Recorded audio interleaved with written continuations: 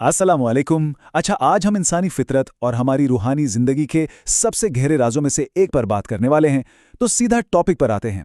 आज के इस तजिए में हम बुखारी शरीफ की चौथी हदीस की रोशनी में देखेंगे नीयत की ताकत। तो इस पूरी बात को समझने के लिए ना एक छोटी सी मिसाल लेते हैं। फ़र्ज़ करें एक शहर है, ठीक है, और वहाँ दो बिल्कुल आम से लोग रहते हैं।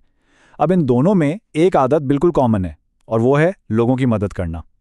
किसी को तकलीफ़ में देखा और फ़ौरन उसके काम आ गए। जाहिर है, इससे बेहतरीन आदत भला क्या हो सकती है ना? दोनों ही समझ लीजिए अपने मोहल्ले के हीरोज़ हैं। लेकिन, और यहाँ एक बहुत बड़ा लेकिन है, सिर्फ बाहर से चीज़ों का एक जैसा नज़र आना पूरी हकीकत नहीं होता। असल कहानी तो तब शुरू होती है जब हम इस अमल के पीछे छुपी नीयत और सोच को समझते हैं।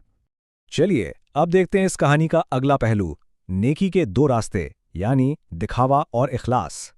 आप जरा इन दोनों का तरीकाकार देखें। पहले शख्स पर गौर करते हैं।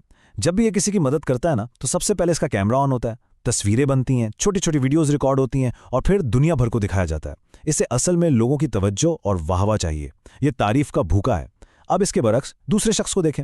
ये जब किसी जरूरतमंद की मदद करता है तो बिल्कुल खामोशी से, किसी को कानो कान खबर नहीं होती है, कोई शोर नहीं, कोई तस्वीर नहीं। क्यों? क्योंकि इसका मकसद लोगों से तारीफ बटोरना नहीं, बल्कि सिर्फ और सिर्फ अपने खालिक की रजा हासिल करना है। देखने में दोनों ने एक ही काम किया है, पर सोच में जमीन आसमान का फर्क है। अब आते हैं इस पॉइंट की तरफ। बिल्कुल एक जैसा अमल, एक जरूरतमंद और दो मददगार। तसव्वुर करें एक ऐसे दिन का जब इन दोनों का सामना एक ही जरूरतमंद से होता है, एक बेचारा गरीब शख्स जिसे वाकई सख्त मदद चाहिए। दिन के उजाले में, जैसा कि हमने देखा, दोनों आते हैं और अपने अपने तरीके से उसको पैसे दे देते हैं। ज़ाहिरी तौर पर ज़रा बराबर भी कोई फ़र्क नहीं। दोनों ही मददगार हैं, दोनों ही सखी हैं।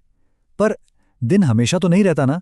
जब सूरज ढलता है, रोशनी ख़त्म होती है, लोग अपने घरों को लौटते हैं और रात की गहरी खामोशी छा जाती है, बस तब इंसान के अंदर की असल हकीकत खुलकर सामने आती है। आइए देखते हैं इस रात के अंधेरे में क्या होता है। ये मंजर वाकई सोचने पर मजबूर कर देता है। पहला आदमी अपने बिस्तर पर बैठा है, हाथ में मोबाइल फोन है और वो लगातार अपनी तस्वीरों पर आने वाले लाइक्स और व्यूज गिन रहा है। उसकी सारी खुशी, उसका सारा सुकून इन झूठे नंबर्स पर अटका हुआ है। और दूसरी तरफ वो दूसरा आदमी सजदे में गिरा हुआ है, खामोश है, आंखों में आंसू हैं और गहरी दुआ में मशगूल है। सोचिए जरा, एक तरफ ये सोशल मीडिया और डिजिटल दुनिया की खोखली चमक धमक है, और दूसरी तरफ सजदे का वो सच्चा रूहानी सुकून।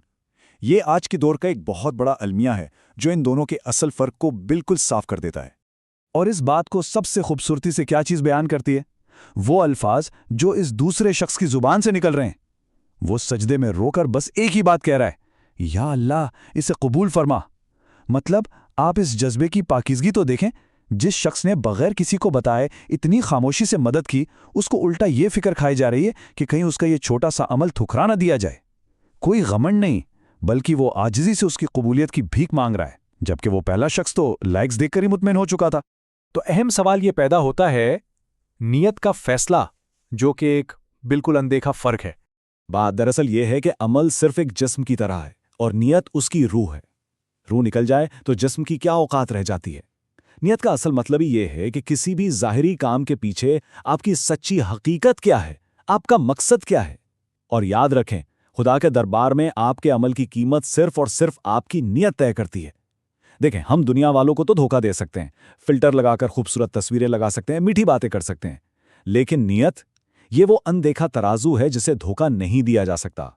खुदा के यहां मिकदार नहीं, नियत का वजन देखा जाता है। अगर नियत में ही खोट है ना, तो चाहे आप पहाड़ जितनी नेकी कर लें, उसका वजन राई के दाने के बराबर भी नहीं होगा। और इस सारी बहस, इस सारी हकीकत का निचोड़ हमें इस अजीम हदीस मुबारका में मिलता है। नबी करीम सल्लल्लाहु अलैहि वसल्लम ने वाज़े अल्फाज में फरमाया, अमल का दारोमदार नियत पर है। बुखारी शरीफ, जो अहादीस की सबसे मुस्तनद और अजीम किताब मानी जाती है, उसकी चौथी हदीस ही इस बुनियादी उसूल पर मबनी है। ये हदीस हमारी पूरी जिंदगी का खुलासा है।